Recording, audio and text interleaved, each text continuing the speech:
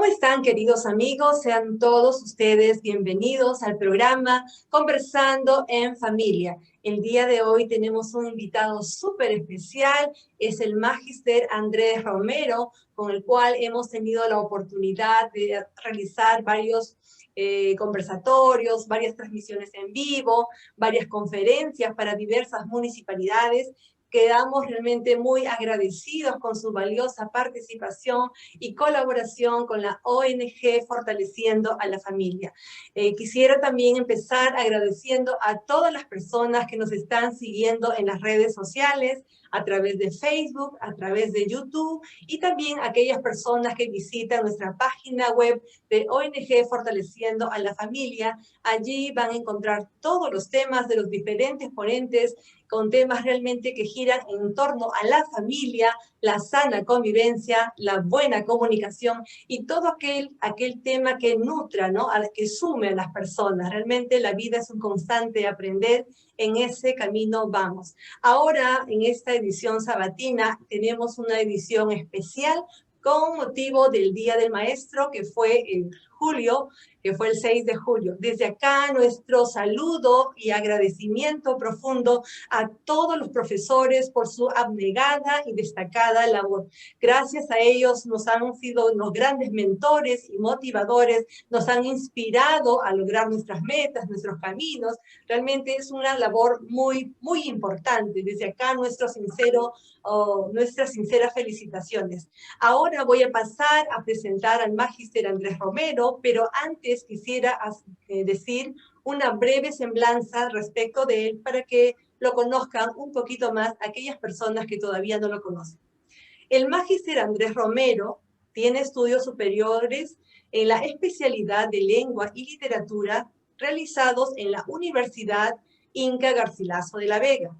Tiene una segunda especialidad en formación magisterial con mención en educación superior realizado en la Pontificia Universidad Católica del Perú. Asimismo, posee un diplomado en coaching y consultoría realizado en la Universidad Ricardo Palma. También tiene una maestría en docencia universitaria y gestión educativa realizada en la Universidad San Martín de Porres. Asimismo, posee un máster en neuropsicología en el ámbito educativo realizado en la Universidad Rey Juan Carlos en Madrid, España. El día de hoy vamos a desarrollar conjuntamente con el Magister Andrés Romero el tema titulado El educador y su rol como líder en la formación de vidas. Adelante, Magister Andrés Romero. Muy bien, ¿qué tal? Muy agradecido por esta invitación y agradezco en sobremanera a la ONG Fortaleciendo la Familia. Un saludo a todos los estimados amigos y cibernautas que continuamente están permanentemente en las conferencias semanales que se van dando en esta prestigiosa ONG que es encargada de promover principios y valores sobre la familia. Y gracias por la invitación también y de poder abordar un tema que consideramos que el 6 de julio aquí en el Perú es una fecha muy significativa para todos aquellos quienes han estudiado educación, ¿no? Educación. Esta honrosa carrera, esta profesión que más que nada es vocación, una profesión de servicio, así como la medicina, como la enfermería. Y para esta ocasión, permítanos poder compartir con ustedes un tema que consideramos de importancia, ¿no? Porque en toda esta situación nos damos cuenta que tiene que ver con lo que es el docente. Y el título de esta ponencia, de esta reflexión, de esta jornada, es El educador y su rol como líder en la formación de vidas. El educador, se le llama al profesor, al docente, su rol como líder. ¿Todo docente debe ser un líder? Nos preguntamos entonces, ¿a qué se le denomina educador? ¿A qué se le llama líder? Educador tiene que ver con la educación, líder de liderazgo, en la formación de vidas. ¿Quién ha tenido una repercusión en nuestras vidas desde la infancia? Aparte del ser maternal, pues las profesoras generalmente, ¿no? De inicial, de primaria y de secundaria. Luego esta polidocencia, ¿no? Varios profesores y en la universidad, por consiguiente. ¿Cuál es ese impacto? ¿Cuál es ese legado que ha dejado con el paso del tiempo esta imposición de los educadores, este rol, esta labor, esta función? Y estaba viendo, hallando un pensamiento que me parece sumamente importante y con el permiso de ustedes quisiera compartirlo brevemente. Dice así, ustedes lo están viendo, hay muchos docentes, pero pocos maestros. Un maestro es un verdadero y vivo ejemplo ante sus estudiantes y sociedad, enseñando principios y valores e influenciando vidas para el resto de sus días. Yo creo que este pensamiento sintetiza la razón de esta reflexión, de este tema, de esta temática, de esta conferencia, de este conversatorio, en esta ocasión. Hay muchos docentes. Recuerdo que uno de los profesores en la universidad decía que hay profesores de carrera y hay profesores a la carrera. En algunos años, en los 80, comenzó aquí en el Perú a hacer el boom económico, hacer un colegio. Era económico, era muy rentable y se podía hacer dinero en corto tiempo, brindando una educación particular, una educación privada, pues se podía tener ingresos y hacer riqueza.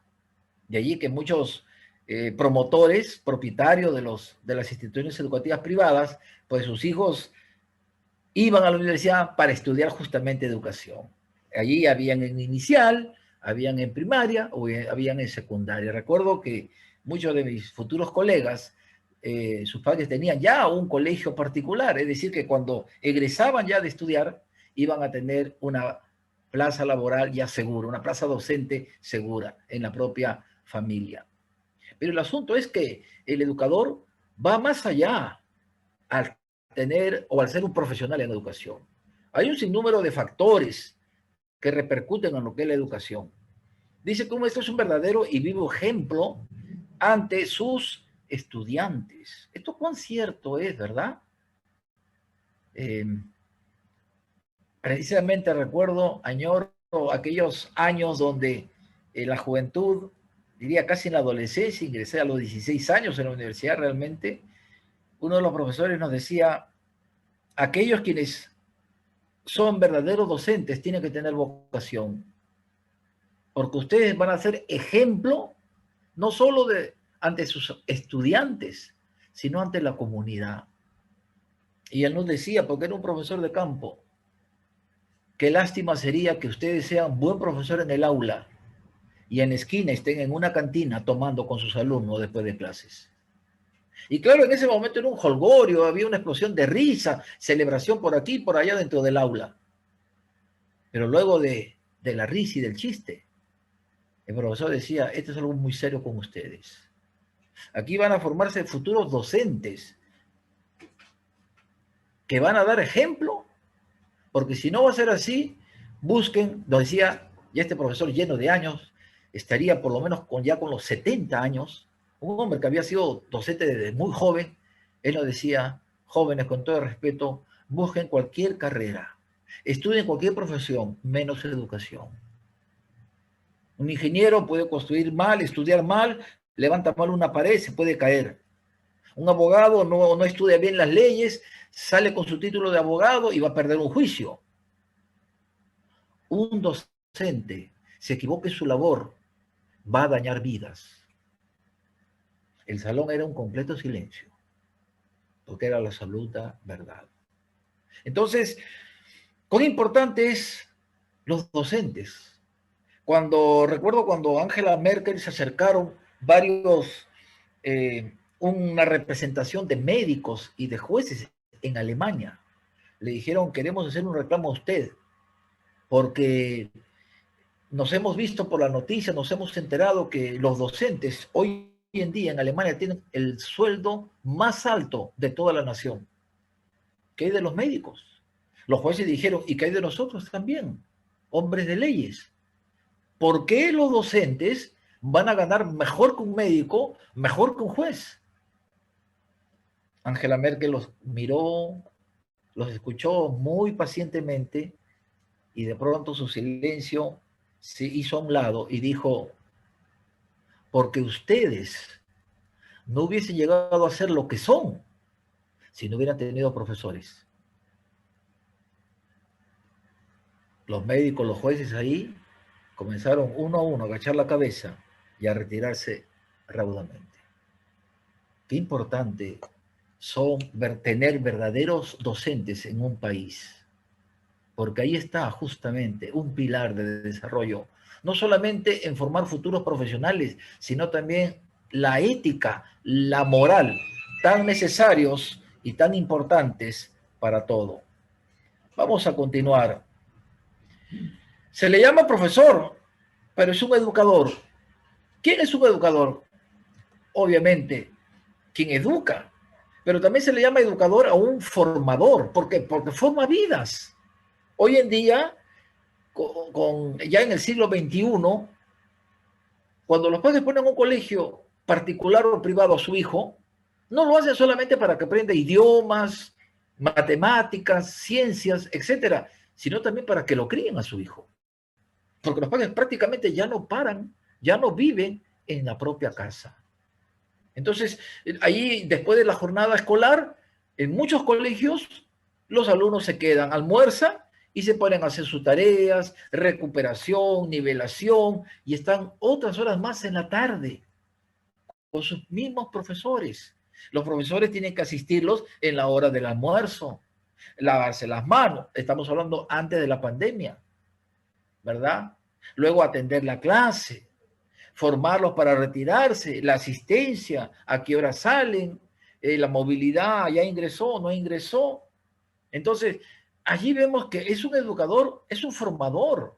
A diferencia de cualquier profesional, es un formador. ¿Por qué? Porque está no solamente preocupándose que tenga un aprender cognitivo, sino también en modales, en costumbres, en buenas costumbres y en buenos principios. El saludo, cuando ingresa a la institución, buenos días, profesor. Antes era buenos días, señor profesor. Hoy alguien está parado en la esquina vendiendo un celular robado y le dicen, profe, te vendo. O sea, ¿hasta qué punto ha llegado el término? ¿Verdad? Pero un educador forma vidas desde la infancia, la adolescencia a la juventud. Pero también un educador hoy en día es un coach. Es el vocablo francés, coach. Hay un coach, hay un coaché, el aprendiz, el estudiante. El coach viene a ser un entrenador. No es un consejero, no es un tutor, es un coach.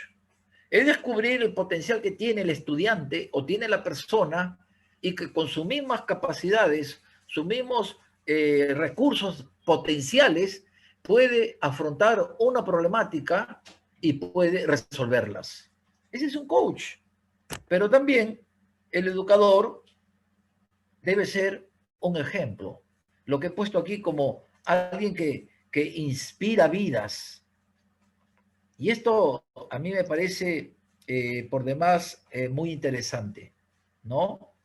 Muy interesante, porque justamente eso es un educador. Y con esto yo quiero estar hablando sobre este rol del educador, ¿verdad? Como un líder. Tiene que inspirar vidas. Y el educador, por consiguiente, es un líder. Líder es un vocablo inglés, leader. Y leader es dirigir, es guiar. Es decir, estar adelante y poder ir, no enviar, sino ir, estar con sus estudiantes y guiarlos, dirigirlos, encaminarlos. Así como aquella ave que guía a su cría. ¿Para qué? Para que aprendan a tomar agua, para que aprendan a comer, para que vean qué tal hora del día es para los alimentos y qué tal hora del día cuando de pronto el cielo se nubla y comienza a llover, esa cría corre prestamente. ¿Para qué? Para acudir y descansar bajo las alas, ¿verdad? Ahí ver cuidado. Pero ahí esta ave, pues, los encamina, los guía, los dirige. Hace una labor ¿de qué? De liderazgo. Y esa es la labor que todo educador debe hacer. Lamentablemente, en estos tiempos, un educador, pues, habla de todo y a los alumnos les pone ideologías, se pretende poner un sinnúmero de filosofías que en vez de guiarlo con principios y valores, más bien resultan siendo una confusión y un obstáculo para su desarrollo integral como persona. Porque el estudiante, antes de ser un alumno y tener un uniforme, es un ser humano. Esa criatura de 5 años, ese muchachito de 10 años, ese adolescente de 14, 15 años, es un ser humano. Y hay que guiarlo, hay que educarlo, hay que orientarlo, hay que asesorarlo, hay que encaminarlo. Y eso es liderazgo. Eso es el liderazgo. La diferencia es que no todo docente, no todo educador es un líder. A veces pensamos que un líder es sinónimo de un político, alguien que tiene un buen uso de la palabra, que habla muy bonito. Eso no es un líder. Un líder no necesariamente tiene que hablar para agradar a los oídos. Un líder tiene que muchas veces decir las cosas tal como son, con respeto, con amor, por cierto, pero tiene que decirle las cosas, los errores que tienen los jóvenes, que tienen los niños, pero hablarles, aconsejarles, orientarles con los casos que pasó, con las equivocaciones que tuvo en su vida. Eso es de gran importancia, sobre todo para los adolescentes. Quiero terminar esta parte de la exposición con algo que me llamó la atención acerca de John Maxwell. John Maxwell quizás hoy en día es el más connotado hombre estudioso que ha hecho sobre liderazgo. Sus libros han llegado a ser bestsellers en todo el planeta, en todos los continentes, tiene récords. Él dice, por ejemplo, el liderazgo es influencia, nada más, nada menos. De modo que cuando los chicos ven a un profesor con su cabello corto, de por sí va a decir, mamá, córtame el cabello. ¿Pero por qué, hijito? Mi profesor usa el cabello corto. Mamá, mi profesor usa corbata. ¿Dónde está mi corbata? Mi profesor habla así. Oye, ¿por qué hablas con esas palabras? Mi profesor habla así. Mire, qué influencia. Y a veces, mire, cuántas oportunidades las mamás han tenido más de un disgusto con el niño, con el pequeño, especialmente de inicial. Cuando la mamá le dice, hijita, siéntate así, haz así la tarea, y la niña le dice, no, mamá, porque mi miss, o sea, la profesora, me ha dicho que así haga la tarea. No, hijita, no, así no lo hace. No lo voy a hacer. No, pero tienes que obedecerme. No, mi miss. En iniciar, la miss toma un papel como el de la mamá, o quizás más que de ella. ¿Verdad? Mire, eso es influencia. Eso es influencia. Influencia. El liderazgo no es ordenar, no es gritar, mucho menos imponer. Influencia es enseñar a los estudiantes a pensar por sí mismos, a tomar conciencia que las decisiones que tomen en la vida van a tener resultados y consecuencias buenas o malas, según la decisión que cada quien pueda tomar. Eso es influencia. Influencia. Eso es muy importante que lo podamos tener y que lo podamos compartir como educadores. Esto está tomado de 21 leyes de liderazgo. Y en otro libro de liderazgo, John Maxwell habla de el liderazgo del servicio. Y John Maxwell hizo una investigación en las principales empresas del mundo, las empresas más prósperas, más poderosa de todo el planeta, en todos los continentes, y llegó a la conclusión que los ejecutivos A1 de alto y de medio nivel son personas que sirven. Son personas que sirven. Son altos ejecutivos que están dispuestos, como se dice criollamente, bajan al llano, al igual que sus empleados, a trabajar con ellos, a diseñar los planes, las campañas, las estrategias publicitarias, comparten los alimentos juntos y están siempre prestos para oír y ayudar a sus empleados. Se le llama el liderazgo de servicio. Dice que ese es el corazón del líder. El corazón de un líder debe servir. Y una característica, dicen, de todos estos ejecutivos de las grandes empresas y de las mejores empresas de todo el planeta, es que son personas humildes. Tienen un sinnúmero de títulos.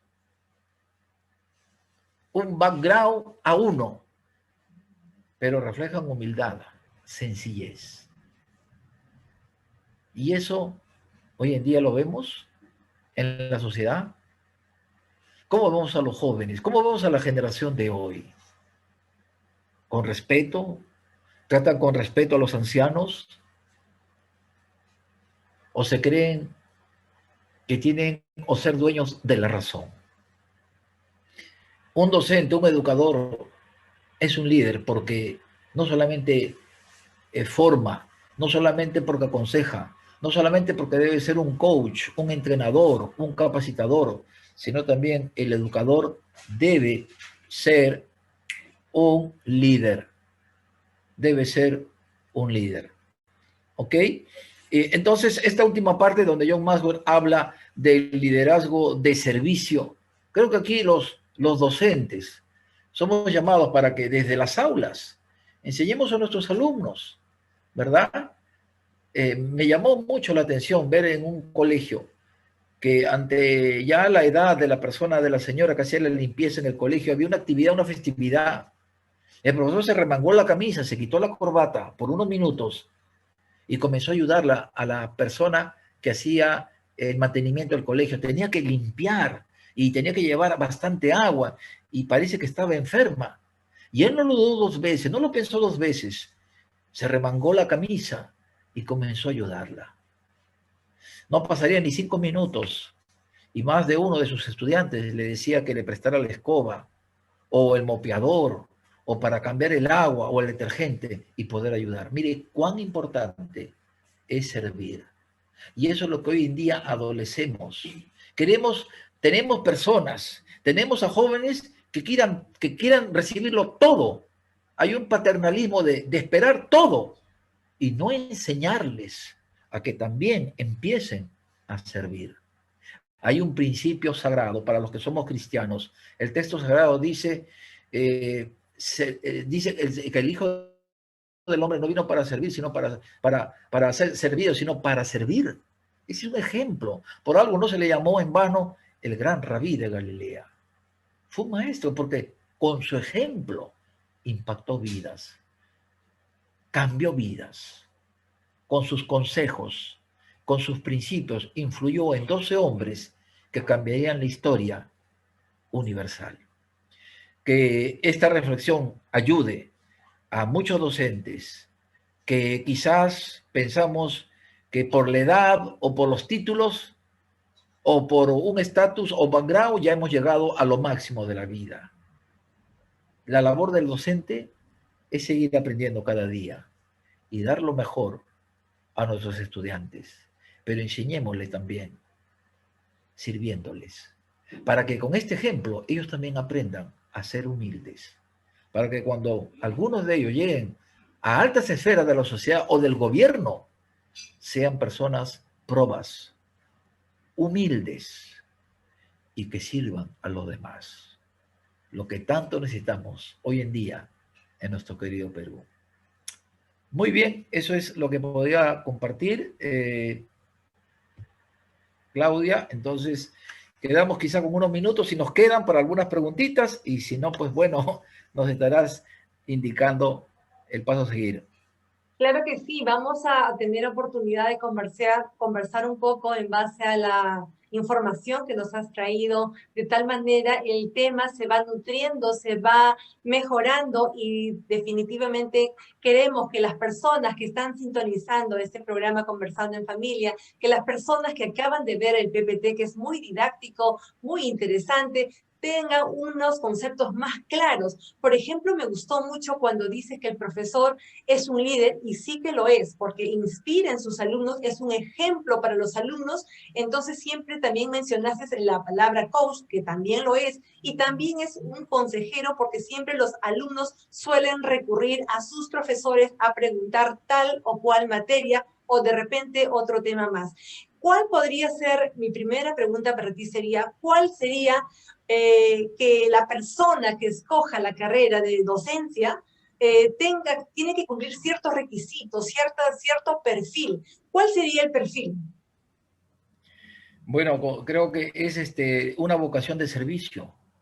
Un docente humanamente o terrenalmente quizás no tenga una casa propia de 5 o un edificio de 5 pisos o un carro del último año.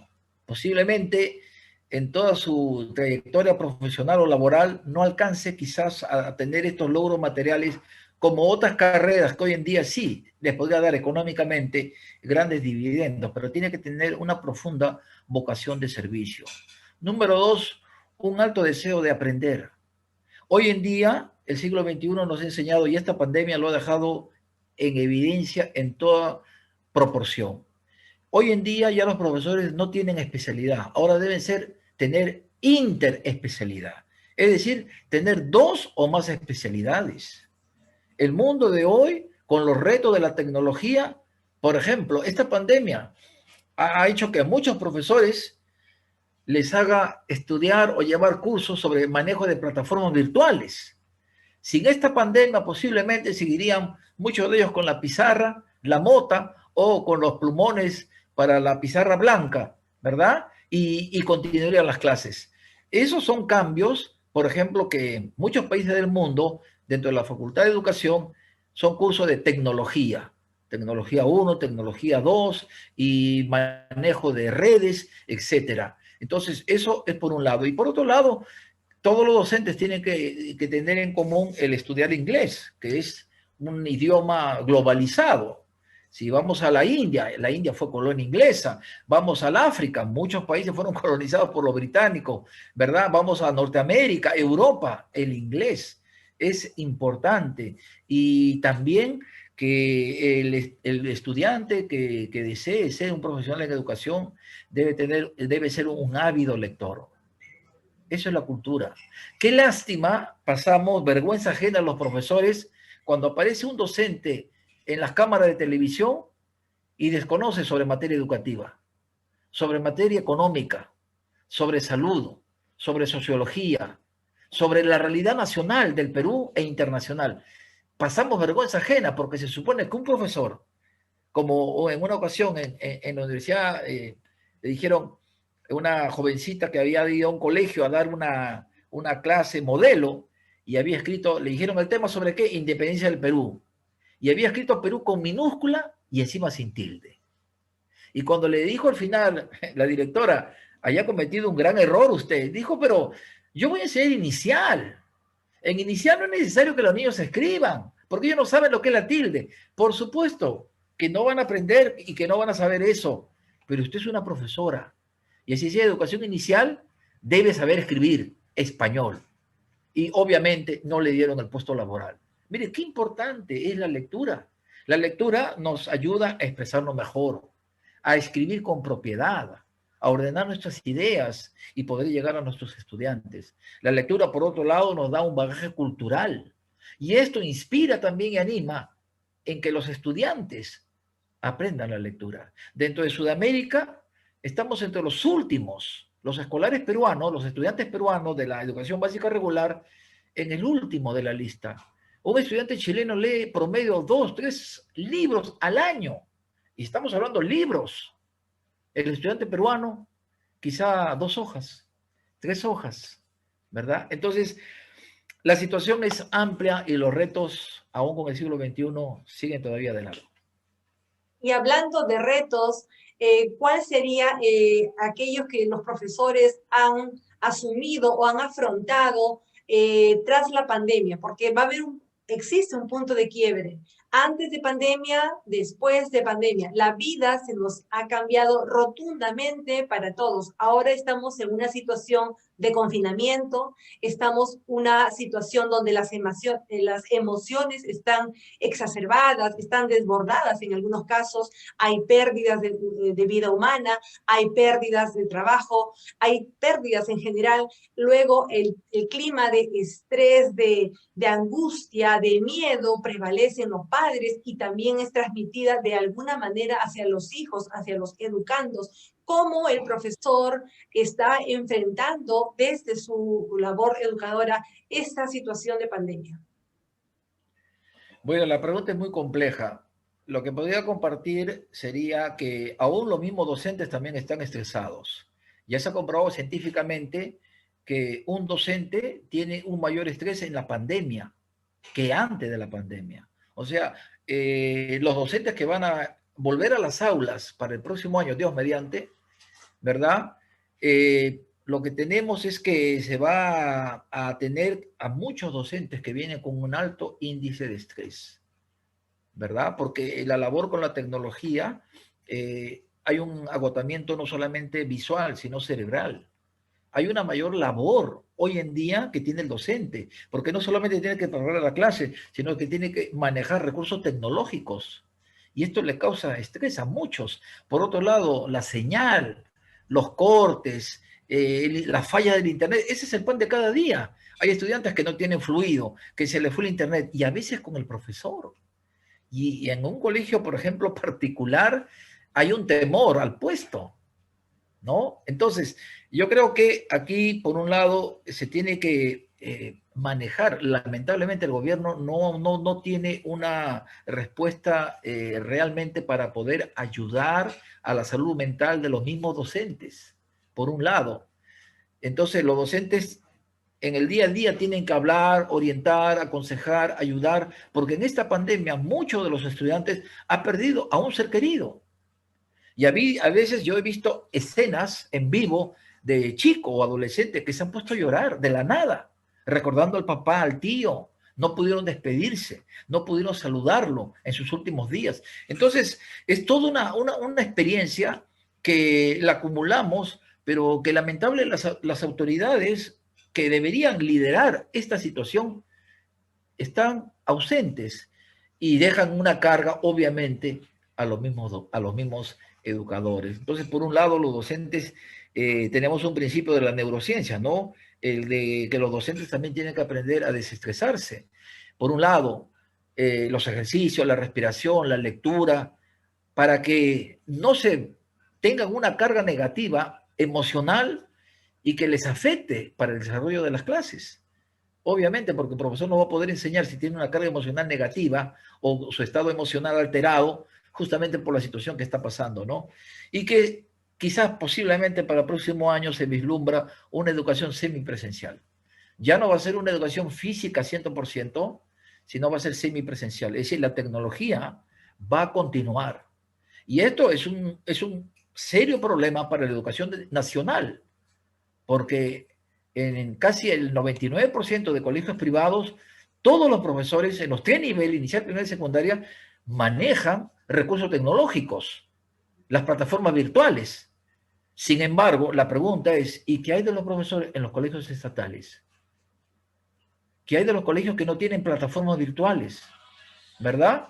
Que lamentablemente están en una situación en la que están yendo al próximo año con los retos que ya van a ser los mismos antes de la pandemia, sino post pandemia, una educación semipresencial. Por un lado, las clases posiblemente interdiarias y otros días con los recursos o las plataformas virtuales.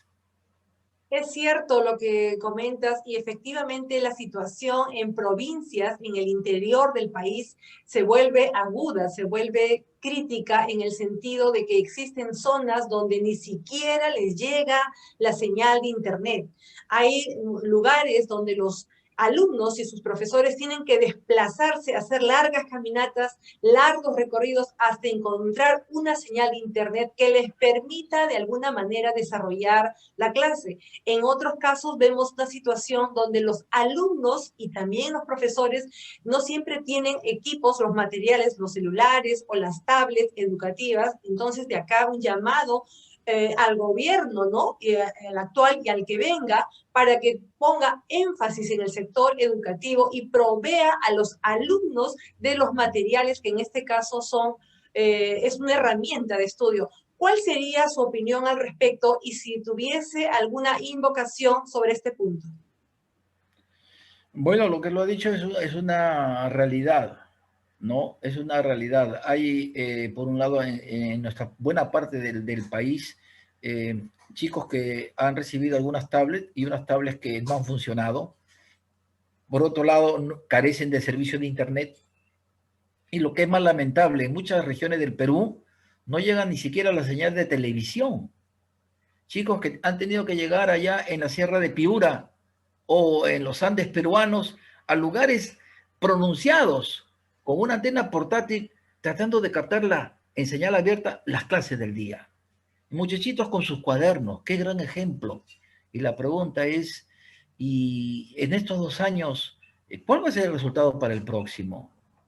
Entonces esto conlleva a que realmente hoy en día que estamos ya a poco ya de ser ya un país bicentenario, la exigencia para el próximo gobierno en materia educativa es muy delicada, sumamente preocupante y tiene que tomarse las mejores medidas para que realmente pueda ayudar a poder afrontar esta carencia de servicio educativo casi por 2 años, especialmente en las zonas más vulnerables del país, donde no ha habido señales, por un lado. Y por otro lado, capacitar a los profesores. Sin embargo, vemos, por ejemplo, en universidades como UNIR, Universidad Española de La Rioja, que en convenios como, por ejemplo, con Amauta, con la Universidad de Lima, han estado dando cursos de actualización gratuitos a miles de docentes peruanos. Entonces, allí también se ve, pero eso es como una gestión privada. Quien debería liderar esta labor es justamente el Ministerio de Educación y el gobierno de turno y el ex gobierno prácticamente en materia educativa, formativa o de capacitación a los docentes, pues ha brillado por su ausencia. De manera que nos queda un reto muy enorme, tanto a los de los colegios estatales como a los colegios privados y sobre todo a los chicos también, porque estar en un confinamiento, especialmente para los niños, los adolescentes, y con esta pandemia, primero fue la inglesa, luego la brasileña, ahora es la delta o la hindú, hace pues que los padres estén con los cabellos de punta, porque hay un alto riesgo de que se contagien con COVID. Hoy ha habido una normativa en la que se va a vacunar también a jóvenes y adolescentes.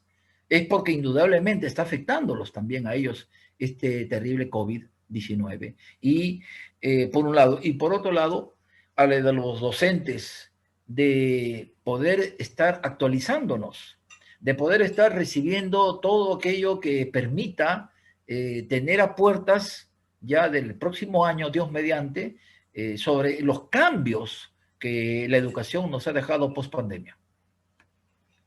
Muy bien. Ahora, tomando el tema de liderazgo, ¿cuál sería la repercusión o la influencia del profesor primero en sus alumnos, luego en los padres de familia, que también pertenecen, ¿no?, a la comunidad educativa, y por consecuentemente a la sociedad? ¿Cuál es el grado de influencia? Bueno, el grado de influencia es notorio. Todo educador tiene una influencia positiva o negativa, ¿verdad? Si los alumnos ven, por ejemplo, a los profesores en las calles, en una marcha, y practicando violencia, eso es un efecto negativo. O si se le ve a un profesor hablando una cosa y luego haciendo otra cosa, están mintiendo. Entonces, ¿dónde queda la palabra de un docente? ¿Y cómo quedan los docentes, por consiguiente, ante la sociedad? Por eso decía hace unos minutos que los profesores pasamos vergüenza ajena de ver muchas veces a un docente en cámara de televisión que ignora y desconoce temas de la misma educación, de la realidad nacional, de lo que compete al sector económico, laboral, geopolítico. Porque se supone que un profesor, al margen de la especialidad, debe conocer, porque es un hombre que lee, y que no lee, que no se informe, ¿cómo quedamos los demás? ¿O dónde se ha visto a un profesor que no sea culto? Se supone que un profesor lee y está preparado al margen de la especialidad y al margen de la edad. Por eso decía, al comenzar esta reflexión, esta pequeña charla, lo que un profesor nos decía hace muchísimos años allá en la Facultad de Educación. Muchos son profesores a la carrera, pero pocos son profesores de carrera. Entonces hay una diferencia, esta creo yo, en esa respuesta, porque el profesor da un ejemplo y el profesor inspira, el profesor motiva, pero también el profesor corrige. El profesor no es un militar donde castiga y sanciona, pero tampoco se puede pasar por alto el irrespeto. El profesor tiene que forjar principios, normas de convivencia, que se deben cumplir y respetar, empezando con el profesor. Si llega a la hora, es puntual. Si el profesor llega tarde, está dando un mal ejemplo a los demás estudiantes. Entonces, si eso pasa en el día a día, imagínense a nivel de la comunidad o de la sociedad, ¿qué concepto tiene la población? ¿Qué concepto tiene la sociedad acerca de lo que hoy en día son los docentes? Por lo menos, gracias a Dios, en los colegios nacionales, los profesores han tenido reivindicaciones y tienen un buen estatus económico en comparación a décadas anteriores. Entonces se supone que eso les va a permitir a tener mejores condiciones para seguir estudiando, posgrado, doctorado, especializaciones, y por ende la educación debe mejorar. Pero ¿en qué medida se está haciendo? Y cómo la sociedad, nuestro querido Perú, está viendo eso de parte de los mismos docentes. Ok, ¿y qué opinión dieras o qué consejo o sugerencia a aquellos docentes que llegan a la o sea, a la titulación y de ahí no se preocupan por seguir estudiando un diplomado, de repente una maestría o alguna especialización o algo, algún curso que les sea una herramienta valiosísima para que su trabajo sea el mejor de la manera excelente, ¿no? Porque uno busca la excelencia. ¿Qué mensaje sería para aquellos docentes? La educación de adultos, la andragogía, tiene un principio: no hay edad para seguir estudiando. No hay edad para seguir estudiando. Entonces, un docente mayor o de la tercera edad puede seguir estudiando. La pregunta es por qué los jóvenes profesionales o los profesores jóvenes no quieren tener cursos de especialización, no quieren seguir estudiando. Creo que un educador, si algo lo caracteriza, aparte de lo ya mencionado, es que está permanentemente estudiando. Y debe ser así. Se dice que aproximadamente de 3 a 5 años hay cambios científicos y tecnológicos. De allí que, por ejemplo, los médicos que quieren seguir ejerciendo su profesión como tal, tienen que ir al colegio. Y en el colegio reciben una serie de exámenes que les permite ver qué tipo de tecnologías, como cirujano o como especialista, con las nuevas tecnologías durante ese lapso, las está aplicando. Porque si no las aprueba, entonces no puede renovar su colegiatura. Por consiguiente, no puede ejercer o no puede continuar ejerciendo la carrera como médico. ¿Me dejo entender? Eso está pasando a nivel de los educadores. Entonces, pienso que un docente debe seguir estudiando, debe seguir preparándose, debe continuar, pero no solamente estudiando, sino también dando lo que recibe, para que de esa manera también los estudiantes puedan tener ese ejemplo. Hace unas 3, 4 décadas, las palabras de posgrado, doctorado, era muy raro oírlas en la universidad. Hoy es una imperiosa necesidad que los docentes tengan un posgrado. El problema es que la calidad educativa que se ha recibido hace que esos posgrados no reflejen lo que el docente debe recibir. Este es otro factor que también tiene mucho que ver con lo que es la mediocridad. Algunos en estudiar y tener un grado académico, pero como se dice, para pasar por agua tibia. Como decía alguien con mucha razón, no importa con 11, la cuestión es estar aprobados. Y yo le decía a las futuras enfermeras o los futuros profesores, ¿qué tal si ustedes son llevados de emergencia con una apendicitis? Si esta apendicitis no se trata en el momento, pasan una peritonitis, que es el riesgo latente de la vida. Y de pronto ahí en el quirófano, el cirujano le dice, ¿sabe qué, jovencito? En la Facultad de Medicina desaprobé cirugía 5 veces. Cirugía 2 la desaprobé 3 veces. Y para graduarme tuve que volver a llevar un curso más de cirugía. Yo le pregunto, ¿usted se dejarían operar? No, profesor, yo estaría en la esquina ya con mi apéndice buscando otro hospital, porque de ninguna manera dejaría que un cirujano con esas condiciones me apruebe. Eso es mediocridad. Y un docente no puede ser mediocre. Un docente tiene que aspirar a ser mejor, para dar lo mejor y que con ese ejemplo los estudiantes busquen excelencia y calidad, para que eso repercute también en su futura formación profesional. Muy bien. ¿Qué les dirías a aquellos docentes que sí están pendientes de sus alumnos, se involucran, son personas comprometidas, no solamente con su profesión, sino que va de repente un poco más allá, ve, a veces los alumnos pasan situaciones difíciles, vienen de hogares complicados, donde hay disfunciones, digamos, en la familia, ¿no? Hogares disfuncionales, hay problemas, hay conflictos, hay violencias. ¿Qué podría ser un docente con esas características? Bueno, diría allí que, como compartimos al comienzo, que hay muchos que se llaman profesores, pero pocos son maestros, ¿no? Y hoy el término maestro, pues, lamentablemente ha caído en una mediocridad terrible, que a cualquier persona que esté en la esquina le dicen maestro, ¿verdad? Pero para mí un maestro lo tienen que decir sus alumnos y sus exalumnos, porque allí es donde uno ve la diferencia entre haber sido un ave de paso, como un profesor más, o alguien que dejó huellas en la vida de ese joven, de ese adolescente o de ese niño. ¿No? Lo que decías de orientarlo, de aconsejarlo, de hablarle, de ayudarle. Entonces, allí es justamente una labor sumamente difícil y que con el paso de los años, con los estudios, uno puede llegar justamente a poder cumplir una labor que necesitan, sobre todo en esta pandemia y antes de la pandemia, donde pues los padres están todo el día trabajando y donde prácticamente hoy en día los profesores no solamente enseñan, sino también tienen que criar a los hijos, ¿no? Entonces, mayor responsabilidad recae hoy en día en los docentes. Y la labor es bastante ardua, es bastante, abarca muchas aristas, muchas cosas. Ahora, yo quisiera entrar al tema, al famoso tema de lenguaje inclusivo. Como docente, ¿cuál es tu apreciación al respecto?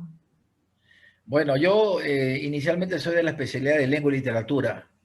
Mi primera especialidad es lengua y literatura. Mi segunda especialidad es formación magisterial. Pero también estudié inglés, tengo otra especialidad en inglés británico, en investigación científica y en neurociencias.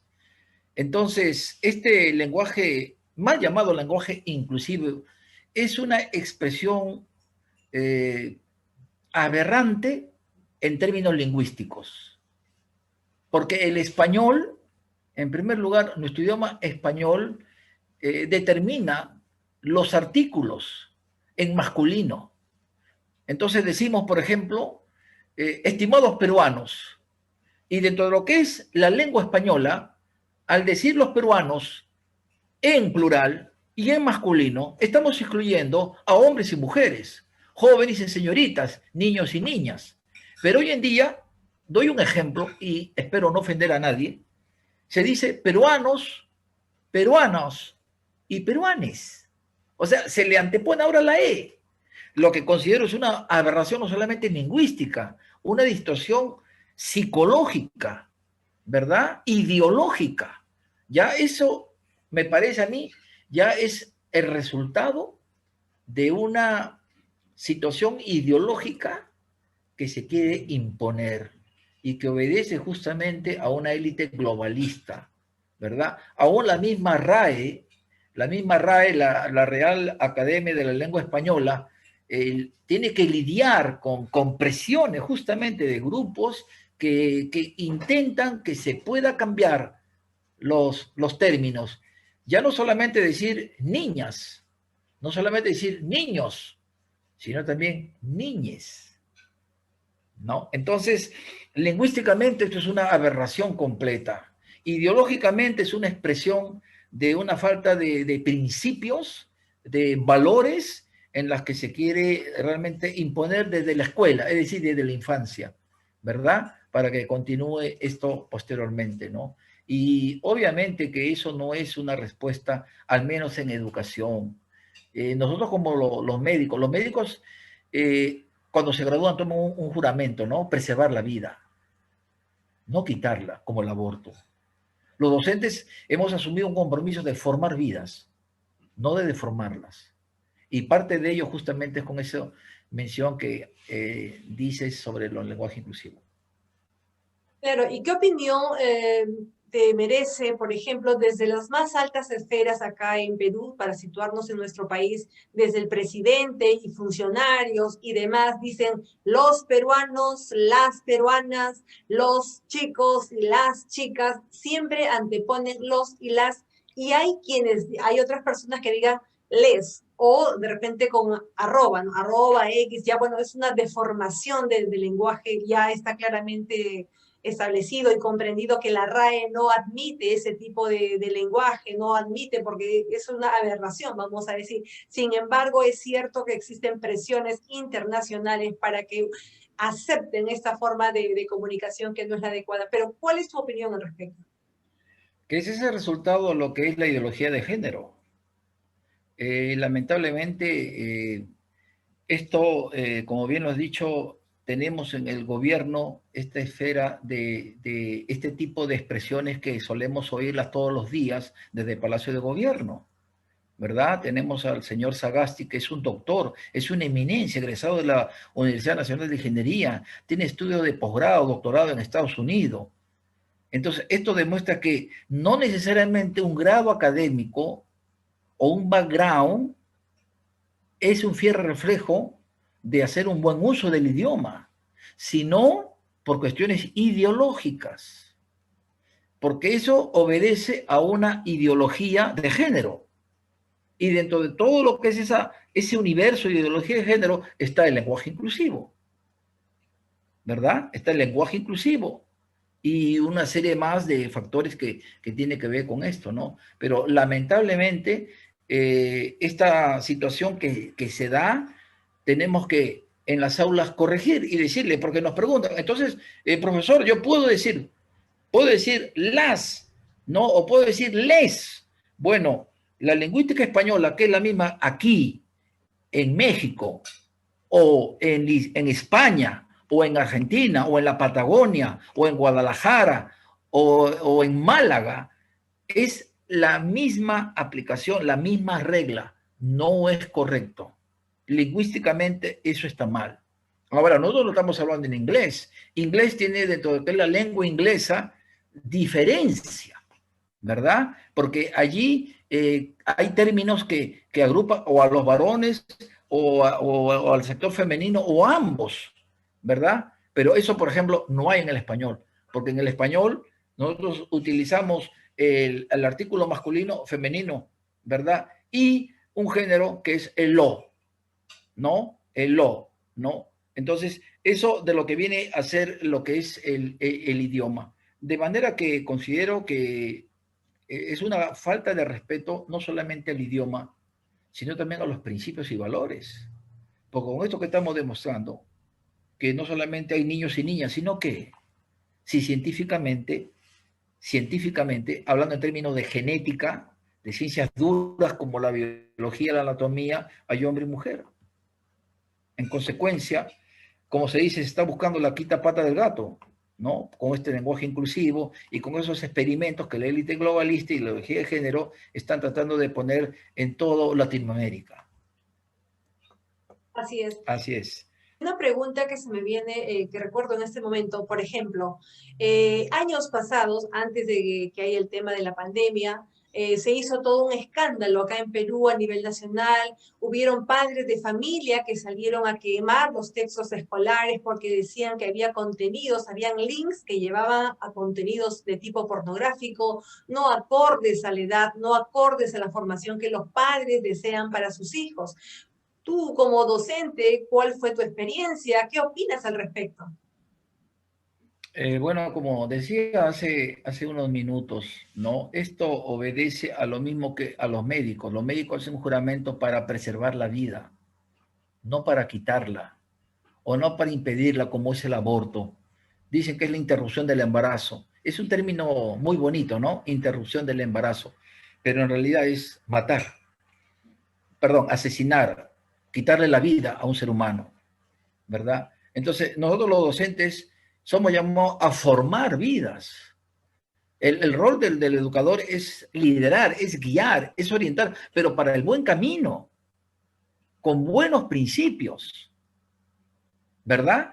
Y lamentablemente lo que mencionabas es justamente pues la receta de la élite globalista de lo que es parte de la ideología de género, donde Camila puede tener dos mamás o Roberto puede tener dos papás, por ejemplo. Entonces ya estamos entrando a un terreno donde la ética, donde la moral y aún la propia ciencia hablan por sí solas. O sea, se pretende cambiar a lo que implica o lo que dice la ciencia. Se intenta cambiar aquello que va contra los principios psicológicos, por ejemplo, la estabilidad de un niño. Imagínate a un niño vestirlo como niña y decirle que hable como niña y viceversa. Hay un engrama en esa criatura, lo que los psicólogos lo llaman como un trauma. Por supuesto que sí. Eso es lo que se pretende hacer en muchos países del mundo, ¿verdad? No se le puede decir señorita, porque no hay un equivalente para decir señorito, por ejemplo, o un término intermedio, que no es ni lo primero ni lo segundo. Entonces, al cometer ese error, ya se infringió la ley y por consiguiente se transgredió el Código Penal. Eso es algo muy lamentable que está pasando en muchos países del mundo, que obedece a cuestiones ideológicas y donde los educadores lamentablemente estamos en el medio de lo que es en medio del fuego, ¿no? Donde se pretende poner una ideología, una currícula determinada, una exigencia impositiva y que tenemos que lidiar de acuerdo a la Constitución, de acuerdo al Código Civil y de acuerdo a la Ley de Educación, que felizmente mantienen y preservan principios sobre la vida, sobre la familia, sobre los principios como el honor, la verdad y la familia. Creo que esa es una labor muy importante y que esperemos pues que los docentes podamos tener y podamos formar estudiantes que piensen, no imponerles ideologías, porque sería un daño terrible, ¿verdad? Sería un daño terrible, pero que puedan pensar por sí mismos, puedan examinar las alternativas o las posiciones de manera que puedan elegir el mejor criterio y lo que debe de ser, aquello que vaya como las buenas costumbres, aquello que vaya acorde con los buenos principios, con los valores como la familia, como la vida, como el respeto, como la libertad, la solidaridad, esos valores y principios que hoy en día están prácticamente ausentes de la realidad nacional. Totalmente cierto, eso vemos con tristeza en los medios de comunicación, en la calle misma, en la vida misma, que se está perdiendo o progresivamente y de manera alarmante el respeto, ¿no? El respetar a los padres, el respetar a los profesores, el respetar a las instituciones, respetar a la Constitución y en general, y así podríamos seguir enumerando. Entonces, acá un llamado con cariño, con respeto a todos los padres, porque los padres son los primeros educadores en la casa, en el hogar. Ellos enseñan valores, principios, virtudes y bueno, el colegio a través de sus profesores refuerzan aquello que tiene que nacer y formarse en casa. Entonces, bueno, acá la verdad el tiempo ya está avanzando rapidísimo, quedó chico, queda para un segundo capítulo, te comprometemos más adelante, Dios mediante, poder continuar este tema u otros, porque siempre es muy interesante conversar contigo, es bastante aleccionador tu experiencia, tus conocimientos, tienes varias especializaciones, tienes la práctica, tienes las vivencias, un cúmulo de años que te respaldan, ¿no? Como docente, ¿no? Tienes muchas promociones que has formado, que has logrado. Y bueno, lo que yo te diría, ¿cuál sería tu palabras finales, tu mensaje para aquellas personas que te están escuchando en este momento? Bueno, agradecer a la ONG Fortaleciendo la Familia, saludarte a ti y a todo el equipo que conforma justamente esta prestigiosa ONG, ¿verdad? Que promueve principios y valores sobre la familia. No se promueven aquí ideologías, ni tampoco cuestiones políticas, ni religiosas de la misma manera, ¿verdad? Porque la familia es constituida por papá, mamá y los hijos aquí o en la China o en África, es la misma. Es la misma célula social, estructural, es la familia, ¿verdad? Los hijos, los futuros ciudadanos. Entonces, creo que agradecerle a ustedes y agradecer también a todos los amigos que siguen semana a semana y permanentemente todas estas conferencias y que, por cierto, lamentamos que el gobierno de turno, ¿verdad? Ministerio de la Mujer, que debería promover este tipo de eventos, conferencias en los comedores populares, en los vasos de leche, en los sectores sociales, donde hay una gran carencia de valores, de formación familiar, por ejemplo, brillen por su ausencia. Municipalidades donde no hay una sugerencia de familia, ¿verdad? Que es el ente local, imagínense, mire, local, la municipalidad tampoco hay. Y esto es lamentable. Y tampoco nos vemos en los canales de televisión programas sobre la familia, o un mensaje, o un consejo para los hijos, o para los abuelos, o para los padres sobre el respeto, como en otras partes del mundo sí las hay, por ejemplo, en Japón, ¿no? El respeto, el honor que se inculca desde la corta edad de los estudiantes. Así que bueno, agradezco y esperamos estar en una próxima oportunidad, si Dios lo permite. Claro que sí, de todas maneras, nosotros muy encantados de tenerte. Muchísimas gracias. Queremos también agradecer a las personas que hacen réplica de este programa. Si les ha gustado, por favor, regalen un like, pero más que eso, pasen la voz a sus demás contactos, a las demás personas y familias, porque la vida es un constante aprender y acá de la mano de los mejores como el Magíster Andrés Romero, es un lujo, es un privilegio tener en el programa Conversando en Familia. Muchísimas gracias a todas las personas que visitan nuestras redes también, hacen réplica del programa. Y quisiera terminar con un pensamiento de Henry Adams que dice, el maestro deja una huella para la eternidad. Nunca puede decir cuándo se detiene su influencia. Luego tenemos otro pensamiento que dice de César Bona, dice, maestro es alguien que inspira para la vida. Definitivamente eso es cierto. Y desde acá nuestro agradecimiento eterno a todos los profesores por su abnegada labor de manera permanente en beneficio de sus educandos. Muchísimas gracias, Magíster Andrés Romero. Muchísimas gracias, queridos amigos. Y conmigo será hasta el próximo sábado, Dios mediante. Que Dios los bendiga.